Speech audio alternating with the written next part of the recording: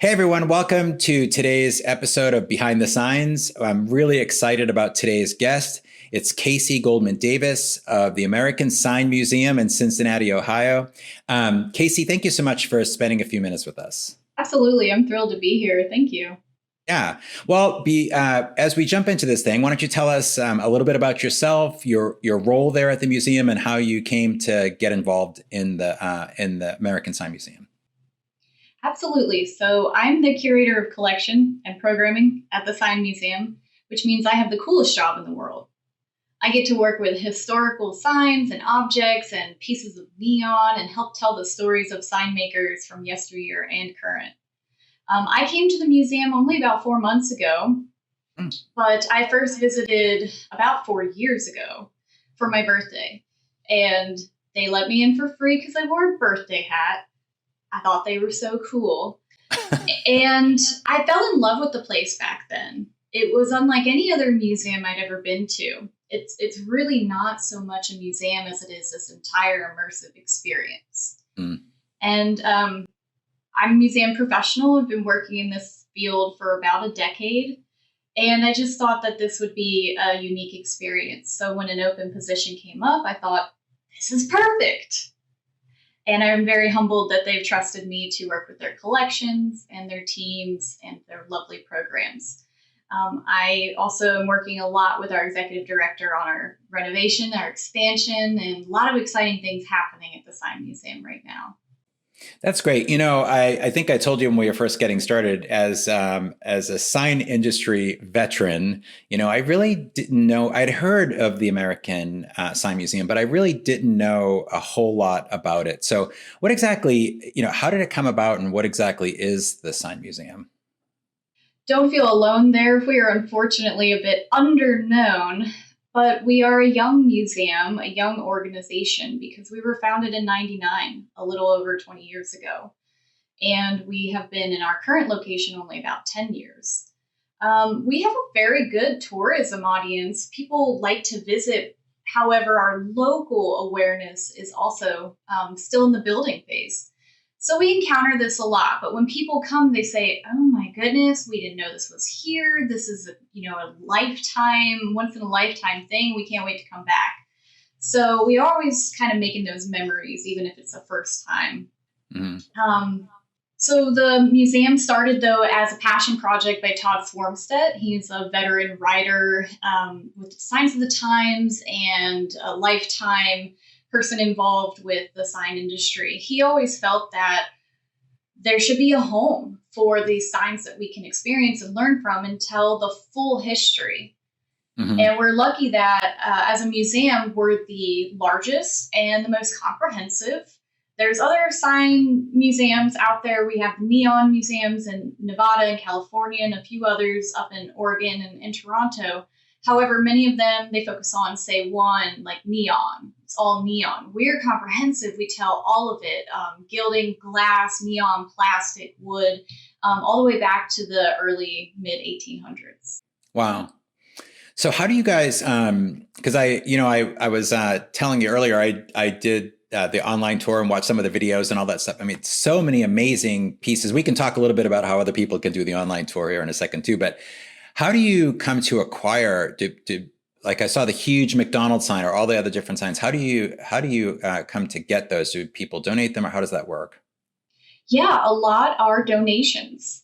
By and large, a good portion of those donations too also come from this building's going to be knocked down and rebuilt. This area is going to be redeveloped. We want to preserve the part of the building. So a lot of times it really comes from that preservation approach. And other times it's through, Todd and his sort of industry connections. There is a market with antique signs, but for the most part, being, nonprofit, being a museum, we greatly rely on the generosity of our donors and our preservation activists. He's been building this collection since the mid 1990s. It was around a little bit before when he decided to open the museum that he began to build his collection, and we've been adding to it ever since. Wow, amazing. Tell us a little bit. I was watching that you folks actually have a working neon shop inside the museum as well. So people can kind of watch that whole process, which is really cool. But what's that all about? Yeah, Neon Works. Okay, so this is another really unique thing about our museums. We have this full service, full time neon shop, one of the last ones in the Cincinnati region. That's not just attached to the building, it's in the building. And there's a series of glass panes in our main gallery that guests can peer through. So you can see what all goes into bending tubes and putting together these neon components and putting together transformers. It's owned by Tom. Oh, but Tom, we love Tom and his family members. So it's a family business. And they also do demonstrations with the museum's public on the second Saturday of each month. Tom Wortman. Sorry, Tom. We love you, Tom. We love you, Tom. I love all neon guys, actually. They're the best. And gals. Yeah. Yeah, they're great. And they're great partners in what we do. Yeah, we're fortunate here in Austin. We're a big neon town. So, and we had a full neon shop in my sign shop. And the neon vendor who goes by the name Scotty Body Waddy. I'm going to shout out to you, Scotty, if you're watching this, who's great neon vendor. Just always loved going in and hanging out in the neon shop. Now he has his own shop. And, when we sold the business, he broke off and did his own thing. But I definitely love neon. So it's cool that you guys are restoring all those neon signs. So I saw online and I went through the virtual tour. Can you talk to us a little bit about that? Because not everyone can, visit Cincinnati right away to go to the museum. I think it's great that you guys put that together. How does all that work, or how can people access that? Yeah, so our online tour is essentially an audio guide with a lot of multimedia in there as well. And it's on our main webpage. You can tour the entire galleries. It will walk you through point A to point B, start to finish, and give you the broad points as well as the details behind sign history, sign materials, different stories of companies, makers, and trends. And so that's on our main webpage. But actually, just earlier this week, we released a new audio guide for the parking area murals and outdoor signs. We have a 40-foot genie sign that came from Wisconsin that welcomes all of our guests. So lots of cool things are outside. They don't fit indoors. And so we're able to help people engage with those that way. And here in a couple of weeks, stay tuned because we're releasing our third audio guide, and that's going to be on our sign garden, which is, I saw that a sign bar opened in Austin recently. It's kind of like that, largely outdoor display. And it's all along the facade of our building. So we'll have ways to engage with that as well. And all you have to do is have a mobile device and listen. Oh, that's great. The sign bar just opened up here in Austin, by the way. And it was bittersweet for me to go there because Austin is changing a lot, over the past decade. It's becoming very, which is good. Everything changes. It's becoming a very big tech town now. And so a lot of the old local kind of keep Austin weird businesses sadly haven't been able to make it. But there was a gentleman in town that owned another bar, and like Todd had sort of started collecting all these old signs and then opened up the sign bar. And I went there on the opening night, and sadly, many of the signs in there were signs that my sign shop did over the years. It's like, oh no, they're out of business. But it was really cool to see all those signs for sure. And it was great. It was fun. It was fun to visit there. So if you're ever in Austin and can visit the sign bar, it is a fun place to go. Very cool. I can't wait to see it. Yeah, it is cool. It's very cool. And they have signs inside and out. I mean, obviously nowhere near the collection that you guys have, but they definitely have some cool stuff.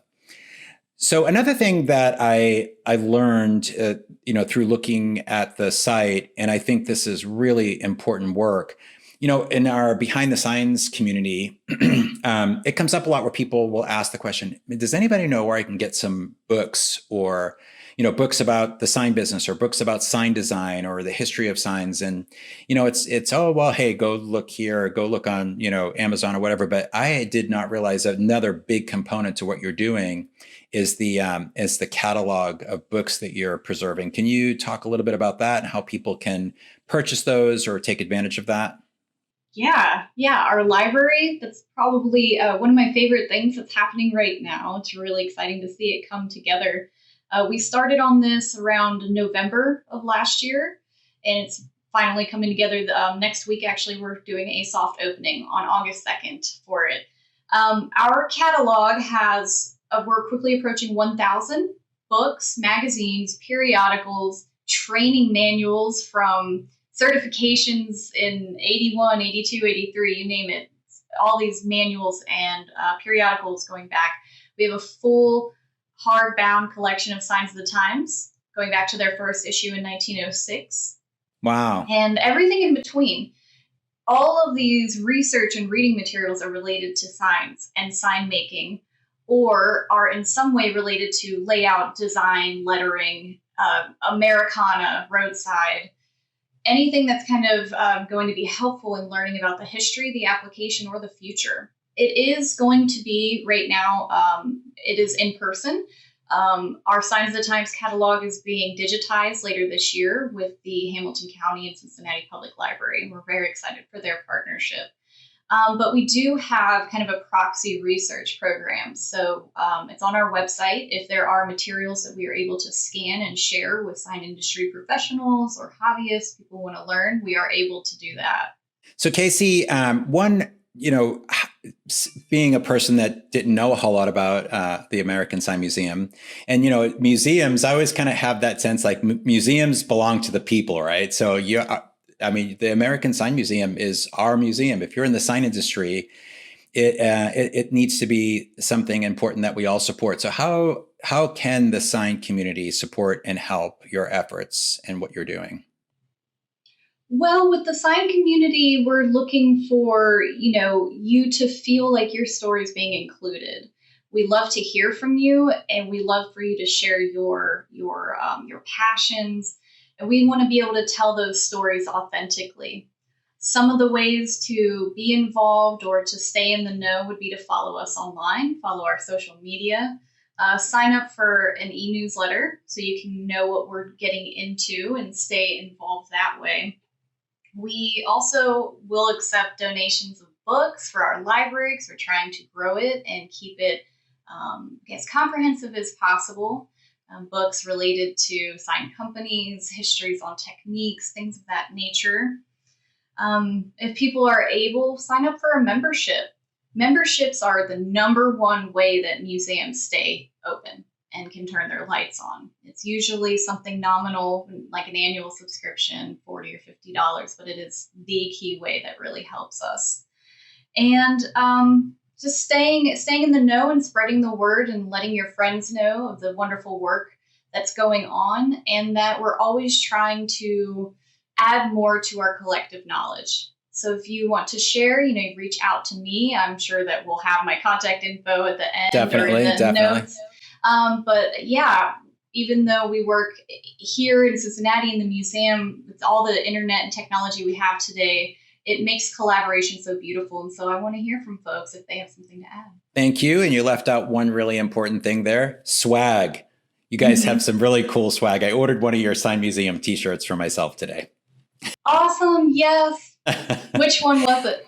The one with the just on the side pocket that says the American Sign Museum. It's black. Yes. And yeah, simple. I like it. Kind of like. I think that's the one with the Holiday Inn sign blueprint. Yes, that's the one. That's the one I ordered. Well, Casey, thanks so much for spending a few minutes with us today. And I really encourage you with the Behind the Signs community, post some progress of new signs or things you're working on there. It's a really rapidly growing community of wonderful sign people, and we'll do everything we can to support you and your efforts with the museum. Thank you. We appreciate that community support, and we'll keep you updated. Thanks again. For sure. Yeah, nice to meet you, and have a great day.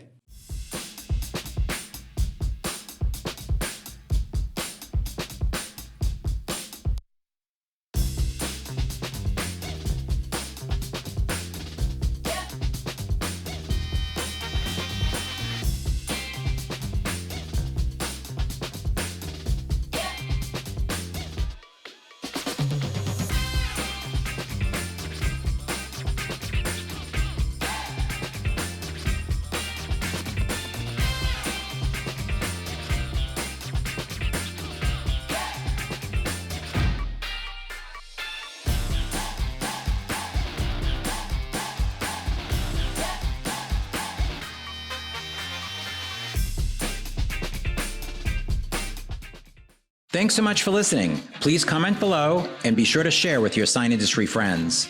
Behind the Signs is provided to you by your friends at Sign Tracker, a cloud-based project management and quoting system for sign shops of all types and sizes. Try it free at sign-tracker.com.